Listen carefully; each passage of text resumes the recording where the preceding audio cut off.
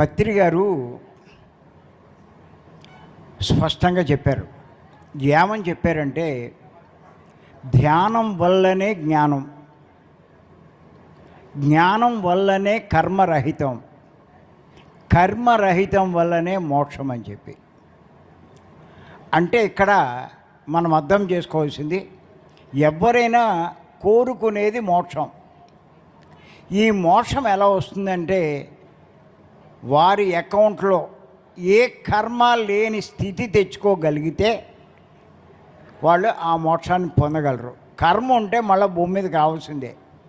కర్మ లేకపోతేనే ఇంకా భూమి మీదకి రావాల్సిన అవసరం లేదు. మరి కర్మ లేని స్థితి ఎలా వస్తుంది? ప్రతి జన్మలోనూ ఎన్నో కర్మలు చేస్తున్నాం, కర్మలు పెరుగుతూనే ఉన్నాయి.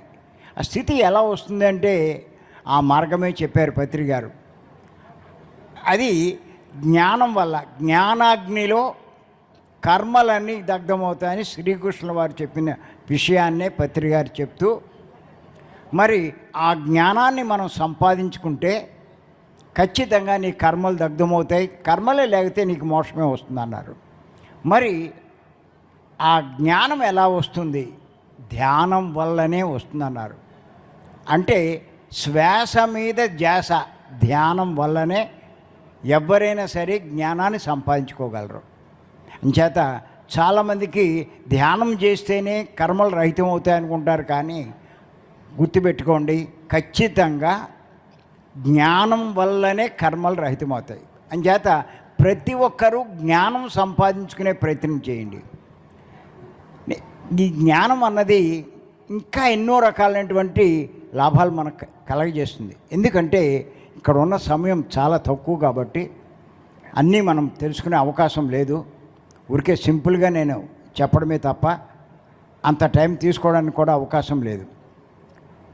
ఇప్పుడు పత్రి గారు ఇంకో సందర్భంగా ఏమని చెప్పారంటే, నీలో కొద్దిపాటి దుఃఖం ఉన్నా నువ్వు అజ్ఞానంలో ఉన్నట్టే అన్నారు. అంటే ఎవరికి దుఃఖం కలుగుతున్నా వారు అజ్ఞానంలో ఉన్నట్టే. దీన్ని బట్టి మనకేమర్థమవుతుందంటే, ఎవరైతే దుఃఖం లేకుండా చేసుకుంటారో వాళ్ళు మరి ఎలా బయటపడతారు అంటే, దుఃఖం లేకుండా చేసుకోగలరు అంటే జ్ఞానం పొందినప్పుడే. జ్ఞానం పొందినప్పుడే అజ్ఞానం పోతుంది.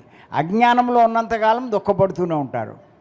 అంచేత అక్కడ మనం మనం దుఃఖం లేకుండా జీవించాలన్నా కూడా ఖచ్చితంగా జ్ఞానం సంపాదించుకోవాల్సింది.